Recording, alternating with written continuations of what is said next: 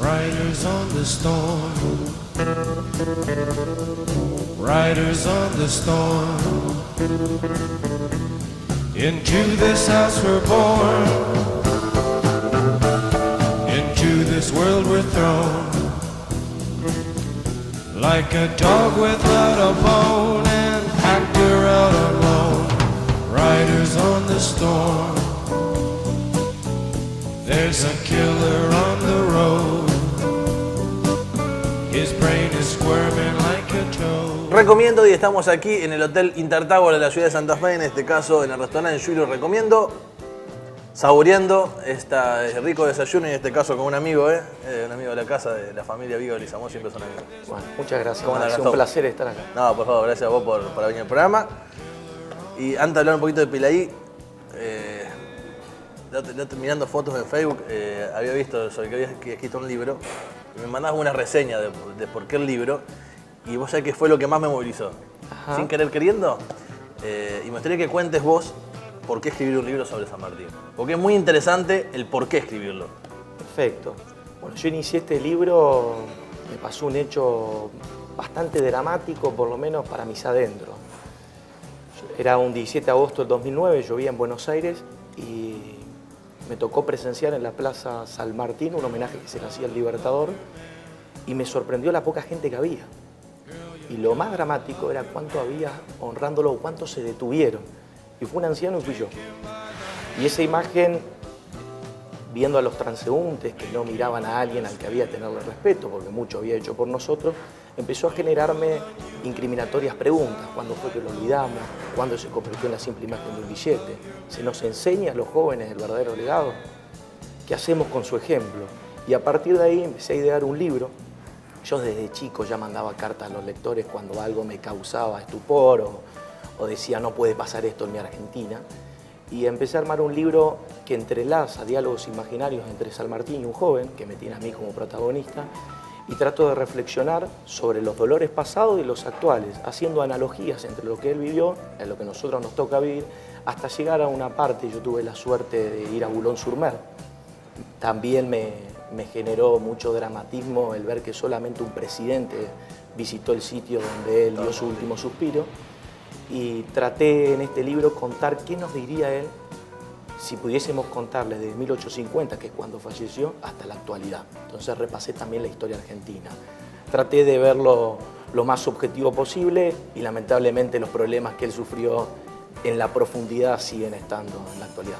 Pues me llama mucho la atención eso, ¿no? Porque lo que vos decís es muy cierto. Uno con mis hijos o amigos de mis hijos lo hace. Cuando fue el feriado por San Martín, preguntarle, ¿vos sabés por qué es el feriado hoy? Y la mayoría de la gente, no generalicemos, pero la mitad de la gente todavía no sabe, o sabe quién es San Martín, pero ni sabe qué hizo, o si a lo sumo que sabe qué hizo fue el Libertador de América. Exacto. Cruzó la cordillera de los Andes y se quedó ahí, nada Sí, más, no le pregunté más nada porque... Es una historia muy lineal la que te encuentran en el colegio. El hombre vuelve de España, libera 3 países, muere en el exilio. Y después hay cosas mucho más profundas, la preparación de casi 3 años para cruzar los Andes, fue gobernador de la región de Cuyo. ¿Qué pasó en el exilio? Vos pensás que en 1824 él se va, trata de regresar en el 28, estando en el puerto de Montevideo. A mí me encanta contar esta historia porque ejemplifica un poco cómo somos los argentinos. Cuando él está en el 28, Lavalle estaba a punto de asesinar a Dorrego, 2 subordinados de San Martín en el cruce de los Andes. Y le escribe una carta a Lavalle diciéndole, usted no tiene que matar a Dorrego, economice esta muerte. No lo está haciendo solo por usted, sino por la patria y por el futuro. Salvador del Carril, un jurista, un hombre que participó en el Congreso Constituyente, le dice a Lavalle, fusílelo, la historia lo va a perdonar. Lo terminan fusilando a Dorrego y San Martín se va al exilio.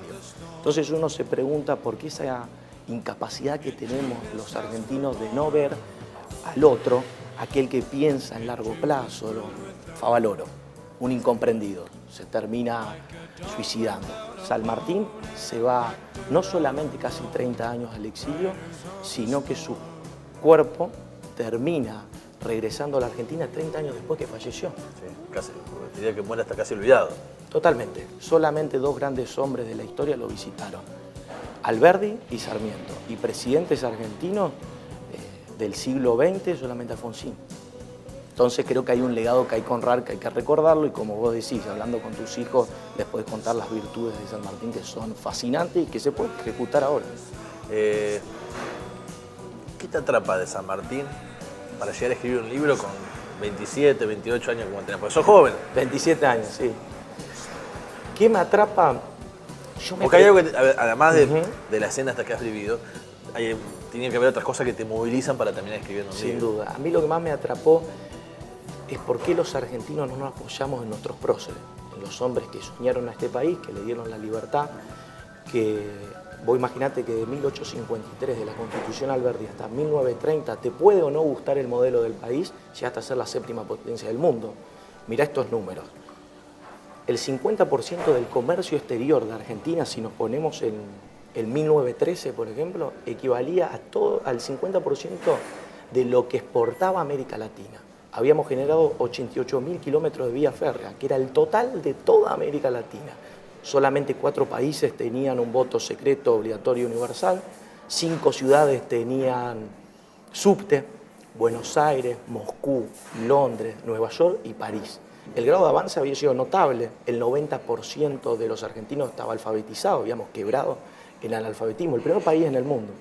Entonces, a raíz de eso, yo digo, ¿qué pasa que no vemos a los próceres? Y me empecé a preguntar si los políticos actuales no les es mucho más fácil juzgarse con el pasado reciente. Seguro. Porque hay heridas que no están cicatrizadas, entonces es mucho más fácil compararse con el 2003 y hablar de pobreza o de desigualdad y no compararse con Belgrano. Seguro. O hablar del tema de la privatización y no compararse con Sarmiento. Exacto. Vos pensás, imagínate a Belgrano, un hombre que muere, un solo diario lo recuerda y su cuerpo se estuvo pudriendo durante 8 días. Y el hermano, cansado de ver esa infamia, rompe el piso de su casa y decide enterrarlo. Entonces, si hablamos de pobreza, si hablamos de servir a la patria, hablemos de Belgrano. No hablemos de la década del 90 porque es mucho más fácil compararse. Entonces, lo que yo traté es rescatar los valores de San Martín, más que valores, virtudes. Porque valores es lo que se declama, virtudes es lo que se encarna. Y creo que lo que más me interesó de San Martín, encarnó virtudes y además fue un hombre de renuncia. Que eso es algo que muchas veces en el colegio no se nos rescata y para mí es fundamental. Él renunció a sueldos de 2 estados, renunció a ser el presidente del Perú, el presidente de Chile. El protectorado de Perú solamente duró 1 año y 8 meses. Y él podría ser un dictador, como en su momento fue Bolívar, que fue presidente de 5 países a la misma vez. Y San Martín, que dijo, regreso, renuncio, establezco un Congreso Constituyente, y si los peruanos quieren ser republicanos, bienvenido sea. Es decir, él renunció para darle la oportunidad a otros de decidir lo que ellos querían. Por ahí uno si se pone a comparar, que puede ser las comparaciones son odiosas, te das cuenta por ahí las ambiciones de poder que hay hoy y las ambiciones de ser un líder, de generar otro tipo de conciencia, de buscar generar o cambiar los paradigmas que había en ese momento, son distintos a lo que hay ahora. Uno ve que hoy es la ambición del poder, de acopiar cada vez más uno, la riqueza propia, y si vos lo comparás es terrible en ese sentido. Es terrible, y además lo que te genera tristeza es que los argentinos no nos damos cuenta que el país no es una herencia de tus padres, sino más bien es un préstamo que le vas a entregar a tus hijos. Entonces uno tiene que preguntarse qué hijo le quiero dejar al país, pero qué nación, qué territorio le voy a dejar a ellos. A nosotros nos cuesta mucho educarnos en la verdad. No somos capaces de ver una historia con sus luces y sombras, pero hay que rescatar a los grandes próceres. Yo a veces cuando veo el trato que se le da a Sarmiento me preocupa, porque yo, si bien ha dicho estupideces, pero hay que contextualizarla. Pero ha dicho, no lo ha hecho. Sarmiento asume en 1868 la presidencia, pide un censo nacional, 1.800.000 habitantes, el 84% eran analfabetos. En 6 años hizo 1.117 escuelas públicas. y generó el camino para la ley 1420, la famosa ley que estableció las escuelas gratuitas, laica y obligatoria, y además, en 1916, como ya te conté, habíamos quebrado el analfabetismo. Entonces, dejemos de criticar o leer sobre Sarmiento, sino vamos a leer a Sarmiento. Yo en este libro hay mucha documentación, traté de hacerlo hablar con sus cartas, no podía ser irrespetuoso, trataba de, si bien utilizo el recurso de la novela, lo que hice fue que San Martín hable con sus propias palabras y nos cuente qué nos diría a nosotros en la actualidad. Yo creo que con el paso del tiempo, en vez de cada vez la gente tomar más valor de lo que fueron, en este caso San Martín, Belgrano, Sarmiento, creo que es al contrario. Como que se van cada vez dejando más en el olvido. Totalmente. Tu caso que vos viviste en Buenos Aires, uno lo traslada a la ciudad de Santa Fe y ve que en la mayoría de los actos está el gobernador, el intendente, o el vicegobernador, algunos diputados, concejales, y después algunos funcionarios del municipio, y paremos de contar. Irán alguna de alguna escuela, la escuela San Martín, la escuela normal San Martín, y después nada más. Yo creo que ni la gente, porque como vos decías, ni la gente que pasa por el costado ya ni se emociona ni con el himno, no sé qué, se queda parado, sigue caminando nomás. Y como que se ha distorsionado en ese sentido los valores de la sociedad. Es muy triste. Mira, Avellaneda, que es el que trajo los restos de San Martín, dijo en ese acto: los pueblos que olvidan sus tradiciones pierden conciencia de su destino, y aquellos que se apoyan sobre sus tumbas gloriosas son los que mejor preparan su porvenir. Vamos a resumirlo en Cicerón. Cicerón decía: los pueblos que olvidan su historia están condenados a repetir sus tragedias. Y si uno ve la historia argentina y esa incapacidad de educar en la verdad y de emocionarse por los grandes próceres, nos ha llevado a repetir tragedias. Bueno, en Argentina pasa siempre, se vive ciclos económicos que se viven, a ver, se cometen siempre los mismos errores. O se comete otro que ya se sabía que iba a pasar esto. Sí, totalmente. Vivimos del error, un crecimiento, se vuelve el error, una crisis y un crecimiento posterior. Pero sí, en eso es como que no se termina, a ver, tomando lo bueno de lo que son los próceres, ya sea San Martín, Sarmiento, Belgrano, gente que hizo mucho por nuestro país. Totalmente, es la incapacidad de pensar en largo plazo. A mí una de las cosas que también destaco en San Martín fue su capacidad de pensar en la patria grande, a pesar de esa división que había entre unitarios y federales. Yo en el diálogo final que tengo con San Martín, él me dice: ¿ha terminado la guerra civil? ¿Ha terminado la lucha fratricida entre ustedes? Yo le digo: mira, seguimos separados en bandos irreconciliables o aparentemente irreconciliables. Y le digo: ¿qué nos dirías vos? Y me hizo releer las cartas que él le escribe a Artigas y a Estanislao López. Cuando Rivadavia le dice: bajá del ejército de los Andes, estamos matándonos entre unitarios y federales, venía a combatir contra ellos. Y él, sabiamente, le escribe a Estanislao López y a Artigas: yo no voy a desenvainar mi sable por ideas políticas, no voy a luchar contra ustedes, no quiero derramar sangre americana. Unidos triunfaremos, separados seremos esclavos. Fíjate qué capacidad, a pesar de ser un incomprendido, un anciano. Uno tiene que entender la política, o por lo menos de mi forma de ser, como un abanico. ¿Qué es lo importante del abanico? El anillo. Uno puede ser de izquierda o derecha, pero el abanico tiene ese anillo que es el corazón. Y el único corazón que tenemos los habitantes de este suelo es argentino. Las diferencias nos deberían unir, no deberíamos ver un enemigo, sino un adversario con el que podemos sumar voluntades y que la opinión de ellos nos puede sumar muchísimo en nuestro interior y a la vez para poder actuar. Uno se puede pensar ahora y ve, y diría, si por ahí San Martín estuviera en este momento y ve algunos políticos que juegan para el neoliberalismo, para lo que son las grandes multinacionales, para Estados Unidos, yo creo que se volvería a morir.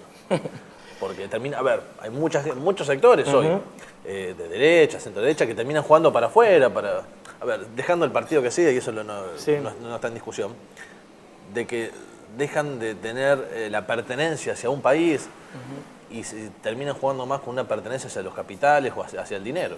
Sí, él decía una frase: que el soldado de la patria no conoce el lujo sino la gloria. Ahí está el tema. Y él fue un hombre extremadamente honesto. De hecho, estando en el exilio y ajustado económicamente, le ofreció Chile para darle una pensión y él dice: yo ya estoy recibiendo sueldo peruano, no necesito más. Pero respecto a esa visión, él tenía una mentalidad liberal, pero clásica, bien entendida, de decir, muy como Alberdi. Yo creo en el liberalismo económico, pero las reglas tienen que ser claras. Un Estado republicano. Nosotros y sobre todo en la época de Menem, que usted nombró el neoliberalismo, si me pregunta honestamente, para mí eso es populismo de derecha, en el sentido de que yo no veo ninguna diferencia entre los actos de corrupción con empresarios prebendarios de la actualidad con empresarios prebendarios de la época de Menem. El gran problema es que Argentina todavía no ha entendido cómo funciona un verdadero sistema liberal con reglas claras. Pongamos un caso, Australia. Tiene un Estado de Derecho, está entre los primeros países de PIB per cápita hace décadas. En 1914 tenía el mismo grado de avance que nosotros. Si uno ve Australia, Estados Unidos y Canadá, venían igual que nosotros. Ellos empezaron a irse para arriba, uno puede criticarle algunas cosas a Estados Unidos, pero en Australia hay muy poco para criticar, en Canadá también. Pero ve que entendieron el libre mercado, pero el libre mercado con la competencia justa, donde nosotros dos competimos por un determinado consumidor, pero honestamente. En cambio acá, ¿qué hacemos? Son todos intereses. Todos intereses, todos empresarios prebendarios que se enriquecen a costas del poder. Y eso hace mucho daño, porque a veces nos hablan de libre mercado y nos asustamos, porque decimos, ¿qué va a venir? ¿Otro Chabrán al que le van a dar dinero? Y yo me preguntaría, ¿qué va a ser? ¿Otro Lázaro Báez al que le vamos a dar dinero? Me parece que lo que tienen que buscar los argentinos es ver en los demás países cómo han hecho para mantener su progreso. Nosotros con Alberdi logramos meter 6 millones de personas acá. Tus antepasados, los míos, venían acá corridos por el hambre, la miseria y la guerra y lograban prosperar. Argentina hoy está capacitado para que ellos prosperen. Obviamente que lo mejor sería que nosotros produzcamos absolutamente todo. Sí. ¿Se puede? No lo puede ningún país en el mundo. Ahora, si vamos a exportar o vamos a importar, que sea con reglas claras. Si vamos a competir entre argentinos, que sea con reglas claras. Acá necesitamos un Estado de Derecho.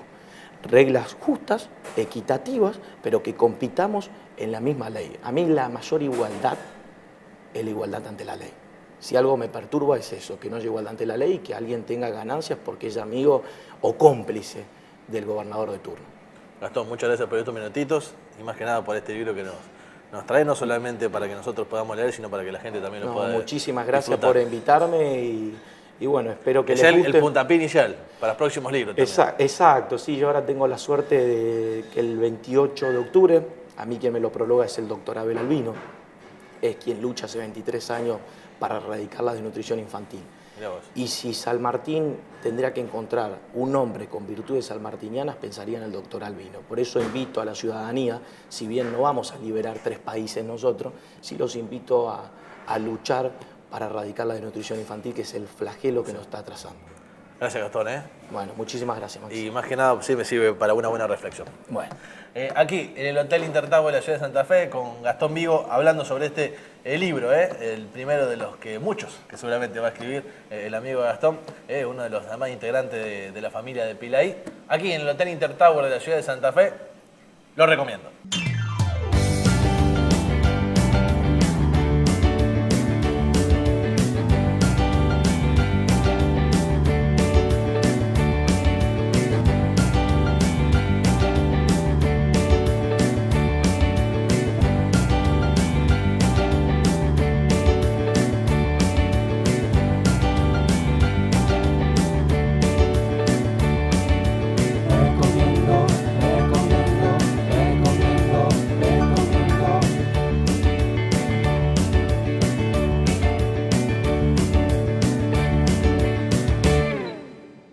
Recomiendo.